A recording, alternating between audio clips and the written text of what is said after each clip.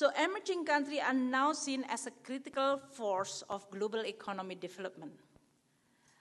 The World Bank predicts that by 2025, Brazil, China, India, Indonesia, South Korea, Russia will account for more than half of global growth. The significance of middle-income countries and BRICS in global economy is exemplified by China. It is now the world's second largest economy and also is the largest exporter. Its foreign reserves are the highest in the world, and it provides the largest source of sovereign debt financing for both United States and Europe. In fact, I was in China, Beijing, a month ago, and Christine Lagarde was there. We were asked to give a speech on a lunch session. And one of the questions is that if China now asks to become less saving society and more consumer-driven economy, so who's going to lend to the United States? It was a quite complicated question for Christine Lagarde at that time. So when I was asked to answer that question, I said, well, you know, when you ask China to rebalance themselves, the other side of the coin, United States, to also need to rebalance yourself. So you have to less borrow in this case.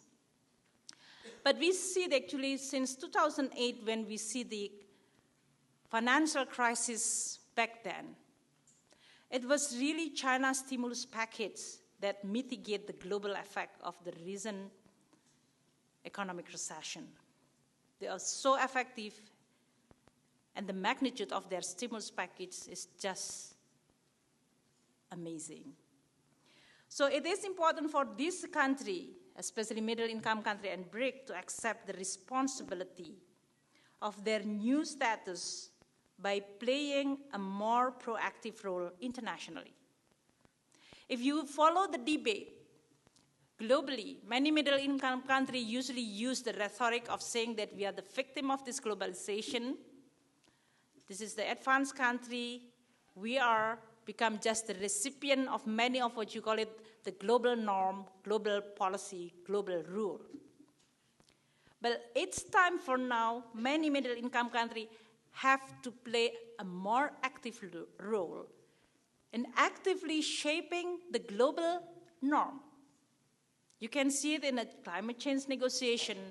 You can see when the discussion about the new financial regulation post-2008 financial crisis.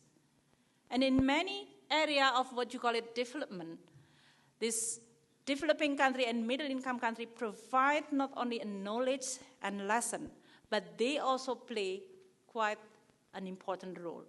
But I see this is still on a, what you call it, sporadic. This is not organized. Advanced country, OECD country, you have G8, although now G8 is not that popular.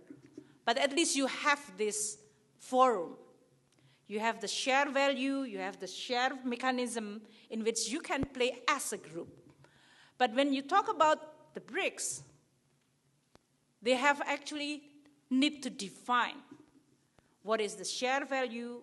Even now, I think last 2 weeks, when the headline news saying that they want to establish their bank, the BRIC Bank.